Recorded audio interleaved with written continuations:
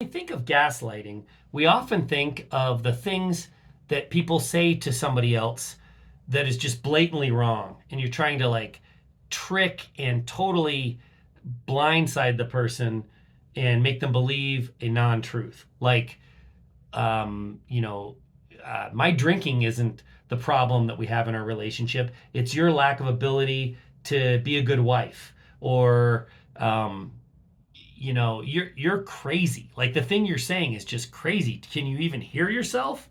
That's the kind of gaslighting that I think people universally recognize as super damaging and abusive and a manipulation tactic and awful. And when somebody gets called a gaslighter, that's what we're typically thinking about. But there's a different kind of gaslighting, like a covert kind of clandestine gaslighting that I want to talk about today. Why are you laughing? It sounds a little bit more manipulative when you say covert and clandestine. I think it is. I don't think it's intentionally manipulative, though. And I think that's what's crazy about it. I think this kind of gaslighting is gaslighting both the recipient and the sayer of the thing. And that's what's so insidious about it. Oh, I know how you love when I use the word insidious. I've got some examples, Sherry. If I were to say to you, you know, this would be one that would be maybe back in my early sobriety days when I'm trying to stay away from alcohol. You don't support me enough, Sherry. You're not there for me. And you don't thank me for working hard. I go to work every day and I work hard and you don't thank me enough. Do those sound familiar? Mm-hmm. Yeah. You don't appreciate what we have. That's another big thing Yeah. I used to say. Yeah. Well, so I'm trying to get you to do something to make me feel better because my self-esteem is low and I can't fill my own damn bucket. So I'm trying to get you to help me with that. But what I'm really doing is criticizing you. Like, you know, it's almost the equivalent of saying, you know, you're so stupid, tell me something smart. Like, how do I expect to get compliments from you by telling you you're bad at compliments? Like, let me insult you and see if you'll reward me for that. You see how, like, crappy that is? Mm-hmm.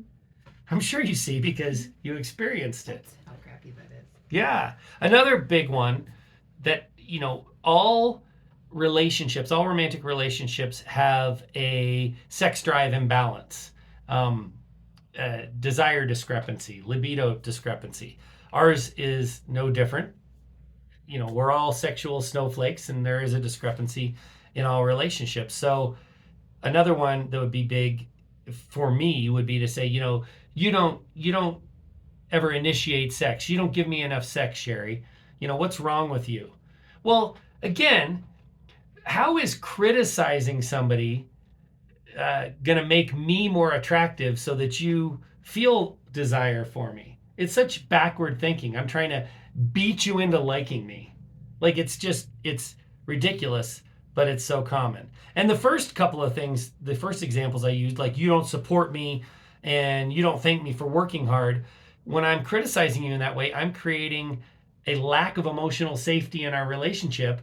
Well, one of the things that we've learned is often for at least one person in the relationship, and often the women, not always, often the woman though, that emotional safety is the most important part of attraction.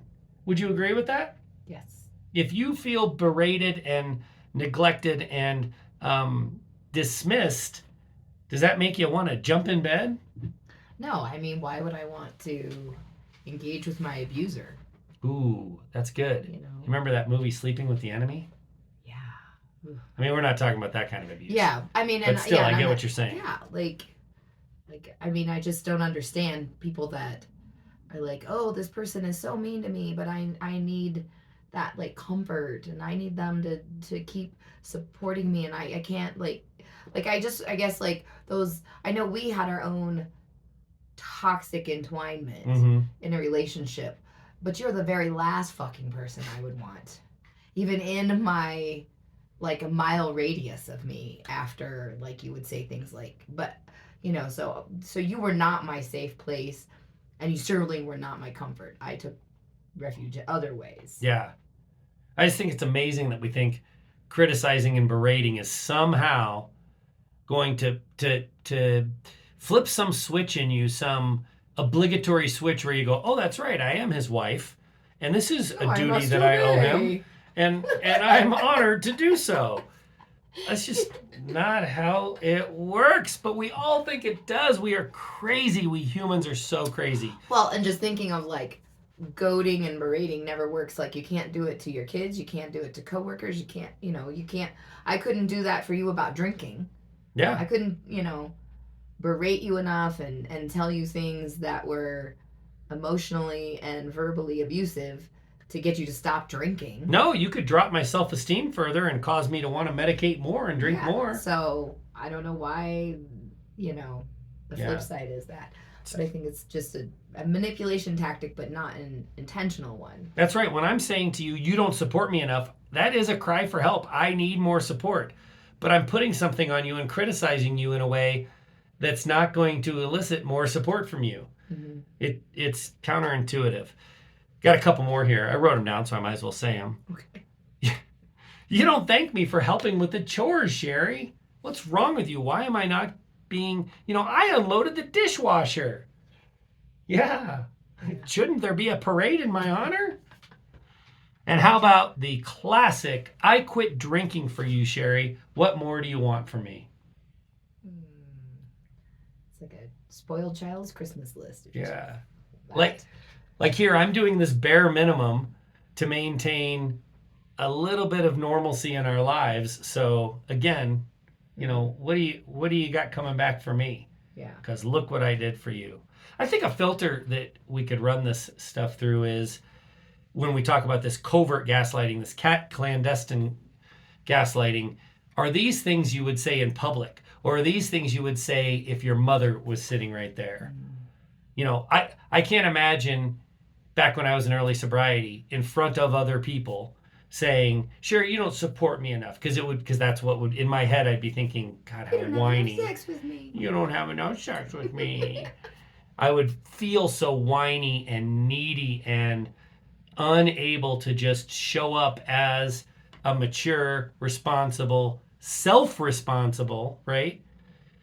Human who's taking care of making sure that I'm filling my own bucket.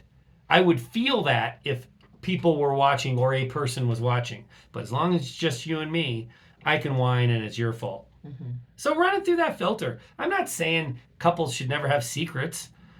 Of course, I'm going to tell you things I would never tell anybody else. But if I'm telling you something you need to be doing for me that you're not, upholding your end of our relationship, and I'm not willing to do that in front of somebody else, I'm probably covert gaslighting you. So I'm glad that through improved self-esteem and an understanding of the importance of emotional safety, I have, for the most part, stopped doing this.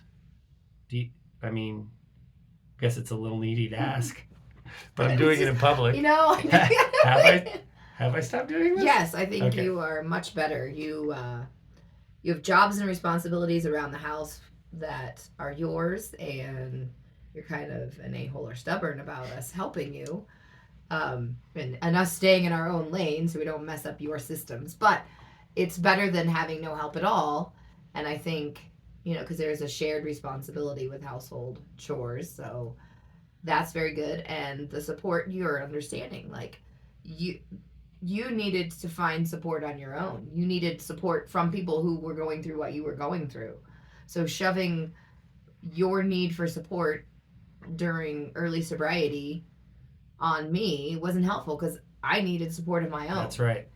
So you can't ask someone to support you. You can say, I think we've gotten better. You'll say, I'm going to be going through a lot and I'm going to need a little extra emotional support, or I'm going to be really, really busy. So I'm going to need some help with some of the chores around the house this week.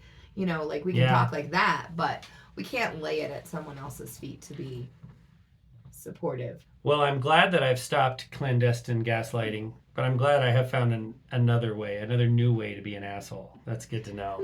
If you'd like to hear more of our opinionated ramblings, please check out the Untoxicated Podcast. And if you're more of the reading type, please go to soberandunashamed.com. If you're picking up what we're laying down, please check out shoutsobriety.org or echoesofrecovery.org. We get what you're going through. You've got this, and we've got you.